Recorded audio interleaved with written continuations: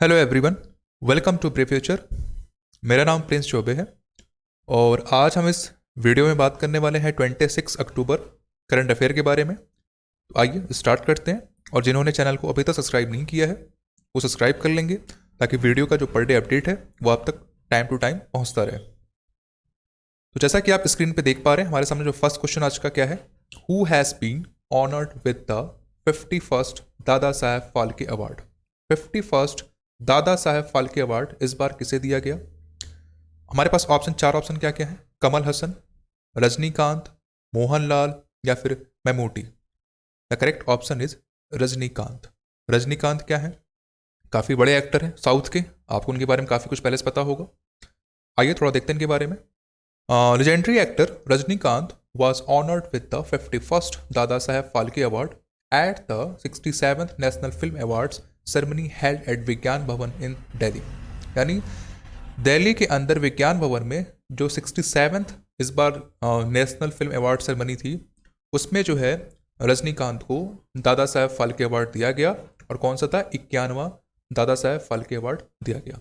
ये आपको दोनों बातें ध्यान रखनी है, किसे दिया गया, रजनीकांत को, किस नंबर पे था, कौन सा था, 51वां था, और इस बार नेशनल फिल्म अवार्ड सेरेमनी कौन सी थी, 67th नंबर पे थी, कहाँ पे हुई थी, विज्ञान भवन दिल्ली के अंदर हुई थी। ये सारी बातें आपको ध्यान में रखना है ताकि आपकी जो प्रिपरेशन है काफ़ी अच्छी हो सके। नेक्स्ट आते हैं, who one the best actress award at the 67th national film award. यानी बेस्ट एक्ट्रेस अवार्ड जो है वो किसे दिया गया? आलिया भट्ट को, दीपिका पादुकोण को, कंगना रनावत को या फिर प्रियंका चोपड़ा को। यानी correct option is Kangana Ranaut को दिया गया है। कौन सा बेस्ट एक्ट्रेस अवार्ड दिया गया है? Kangana Ranaut was awarded the Best Actress Award by Vice President M. Venkaiah Naidu at the 67th National Film Awards ceremony for movies Manikarnika, the queen of Jhansi and पंगा। यानी जो उनकी मूवी थी मणिकर्णिका, क्वीन ऑफ झांसी, पंगा, उस मूवी के लिए इन्हें बेस्ट एक्ट्रेस का अवार्ड दिया गया है। और उसके अलावा मनोज बाजपेयी, धनुष, इन्हें भी क्या किया गया, अवार्ड सम्मानित किया गया है बेस्ट एक्टर अवार्ड से उनकी फिल्म के लिए। भोसले और असुरन की ये दो जो मूवी थी इनके लिए क्या किया गया, मनोज बाजपेयी और धनुष को, इनको भी बेस्ट एक्टर का अवार्ड मिला। यानी इस बार कंगना रनावत, मनोज बाजपेयी और धनुष को। ठीक है। Which nation will host the 16th G20 summit. यानी 16वां जो G20 समिट होगा वो इस बार कौन होस्ट करेगा? इटली करेगा, यूके करेगा या फिर फ्रांस या US. And the correct option is Italy. इस बार जो है इटली करेगा G20 समिट का होस्ट। ठीक है। Indian prime minister Narendra Modi will be travelling to Rome, Italy from October 30 for the 16th G20 summit. He will also be travelling to the United Kingdom from October 29 to November 2 for the COP 26 world leader summit. यानी यहाँ पे दो summit होगी, एक तो होगी कोप 26 world leader summit और एक क्या होगा, G20। ये कहाँ पे हो रहा है? ये इटली के अंदर होगा। ठीक है, आगे बढ़ते हैं। Which nation has passed a new land border law. कौन सा नेशन जो है एक नया न्यू लैंड बॉर्डर लॉ जो है पास किया है? कौन सा ऐसा कंट्री है? इंडिया है, पाकिस्तान, चाइना या फिर Myanmar. The correct option is China. China ने से क्या किया है, पास किया है। China National Legislature on October 23, 2021 adopted a new land border law for the protection and exploitation of the land border areas. The land border law states that the sovereignty and territorial integrity of the People's Republic of China are sacred and inviolable. The law will come into effect from January 1st, 2022। यानी एक बात तो ये ध्यान रखनी है कि law जो है इफेक्ट में कब आएगा, ये लागू कब होगा, 1 जनवरी 2022 से। और इसका मेन पर्पस क्या है? इसका मेन पर्पस है यहाँ पे देखा जाए तो law protection and exploitation of the land border areas. The land border law state that sovereignty and territorial integrity of the people's republic of China. यानी बॉर्डर को किस तरह से इंटीग्रेट रखना है, सुरक्षित रखना है, उसके पर्पस से लॉ लाया गया है। और ये कब लाया गया है? 23 अक्टूबर 2021 को।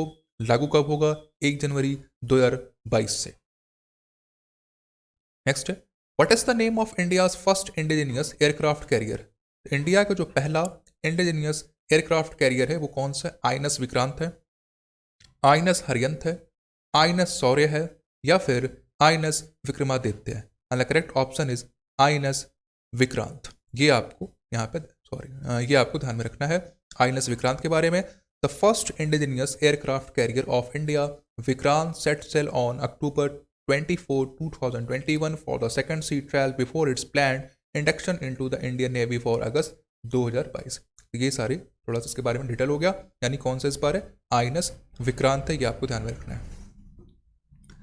Who among the following state reported its first Zika virus case? तो ये काफ़ी महत्वपूर्ण क्वेश्चन है, काफ़ी इंपॉर्टेंट क्वेश्चन है आपके एग्जाम के लिए। जो पहला जीका वायरस केस आया है वो किस स्टेट के अंदर आया? हरियाणा में, मध्य प्रदेश में, राजस्थान में, या फिर उत्तर प्रदेश में? And the correct option is Uttar Pradesh. Uttar Pradesh में पहला जीका वायरस केस इंडिया के अंदर देखने को मिला है। Uttar Pradesh has reported it first case of Zika virus. The first patient of Zika virus was detected in the Kanpur, Uttar Pradesh on October 23rd after a laboratory in Pune confirmed the infection on a 57-year-old variant officer of the Air Force Station। यानी ये जो virus है वो उत्तर प्रदेश में कानपुर जो जिला है, जो डिस्ट्रिक्ट है, उसके अंदर देखने को मिला है, जो वहाँ पहला केस आया हुआ है।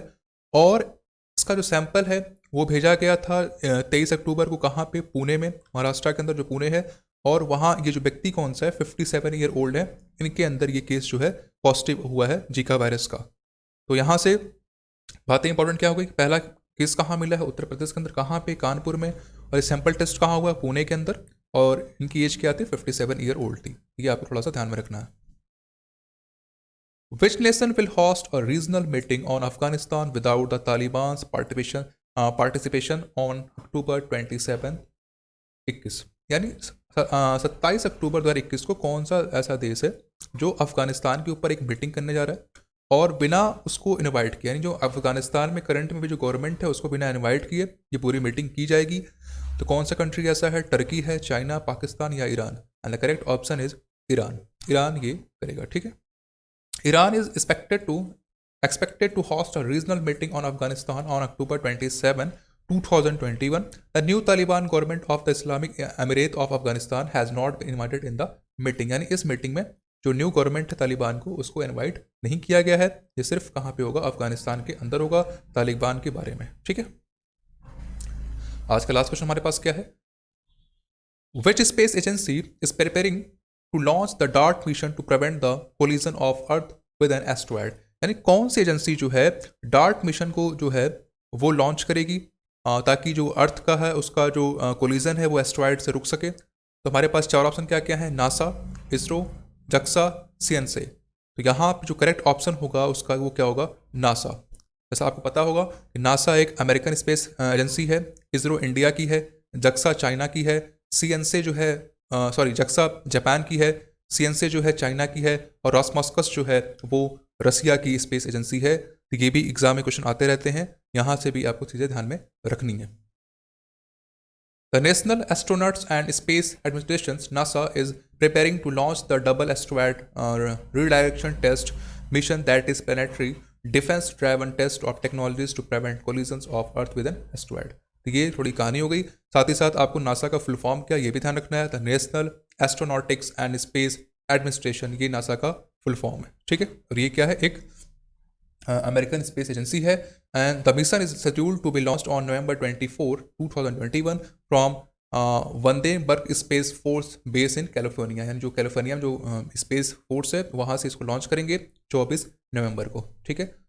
तो बस आज के लिए इतना ही। और अगर आपको वीडियो पसंद आई हो तो प्लीज़ लाइक करें, सब्सक्राइब करें, शेयर भी करें। Thank you so much.